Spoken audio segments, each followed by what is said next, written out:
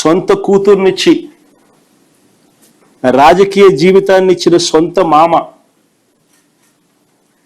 తండ్రితో సమానమైన ఎన్టీఆర్ గారిని వెన్నుపోటు పొడిచి సీఎం కుర్చీని, ఆయన పార్టీని, ఆయన గుర్తును లాక్కుని ఆయన చనిపోయేట్టుగా చేసింది ఎవరయ్యా చంద్రబాబు అని అడుగుతా ఉన్నా. ఎవరివయ్యా కుట్ర రాజకీయాలు అని అడుగుతా ఉన్నా.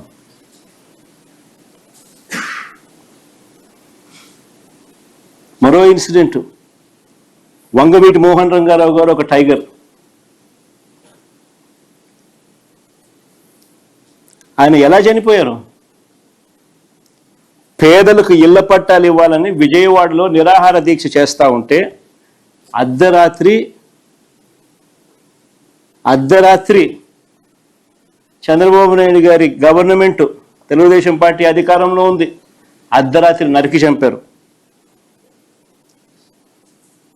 ఈ ఘటనలో వేళ్ళన్నీ కూడా చంద్రబాబు గారి వైపే చూపిస్తాయి. హరిరామ జోగయ్య గారు అప్పట్లో తెలుగుదేశం పార్టీ మంత్రి, చంద్రబాబు నాయుడు గారి సహచరుడు, అప్పట్లో తెలుగుదేశం పార్టీలో మంత్రి. ఆయన ఏకంగా పుస్తకం రాశాడు ఏ రకంగా ఇన్సిడెంట్ జరిగింది, చంద్రబాబు నాయుడు గారి పాత్ర ఎంత బలంగా ఉంది అని చెప్తూ. ఆ వంగవీటి మోహన్ రంగారావు గారి హత్య కేసులో ఒక ప్రధాన నిందితుడు వెలగపూడి రామకృష్ణబాబు, ఇప్పుడు తెలుగుదేశం పార్టీ ఎమ్మెల్యే.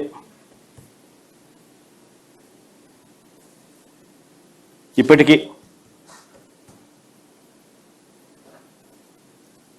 ఇంకా ముందుకు పోదాం. హత్య రాజకీయాలు ఎవరియో, కుట్ర రాజకీయాలు ఎవరియో, శవ రాజకీయాలు ఎవరియో, ఇవన్నీ కూడా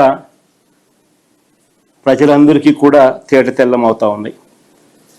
ఎన్టీఆర్ గారి మీద దాడి చేసిన కేసులో మల్లెల బాబ్జీ అనే వ్యక్తిని పోలీసులు అరెస్ట్ చేశారు. కొన్నాళ్ళ తర్వాత అతను ఒక లాడ్జీలో డెడ్ బాడీగా మారారు. డెడ్ బాడీగా మారిన ఆయన తన జోబీలో ఒక లెటర్ దొరికింది పోలీసులకు. ఆ లెటర్ సారాంశం ఏమిటంటే తనకు 3 లక్షలు ఇస్తానని చెప్పి చివరికి 30,000 ఇచ్చారని దాని సారాంశం. అసలు ఎన్టీఆర్ మీద దాడి కోసమే డబ్బులు ఇచ్చారా, అది నిజమైతే ఇచ్చింది ఎవరు అన్నదానిపై దర్యాప్తు లేదు. ఈ కేసులో వేళ్ళన్నీ కూడా అప్పట్లో చంద్రబాబు వైపే చూపించాయి. ఇంకొక ఎగ్జాంపుల్, పింగళి దశరథరామ్, ఈయన ఒక జర్నలిస్టు. విజయవాడలో ఎన్కౌంటర్ అనే ఒక పత్రికను పెట్టి టీడీపీ ప్రభుత్వ అవినీతిని ప్రశ్నిస్తూ ఉంటే ఈ వ్యక్తిని హైదరాబాదు నుంచి బస్సు దిగి రిక్షాలో ఇంటికి వెళ్తా ఉంటే కత్తులతో దారుణంగా దాడి చేసి చంపారు.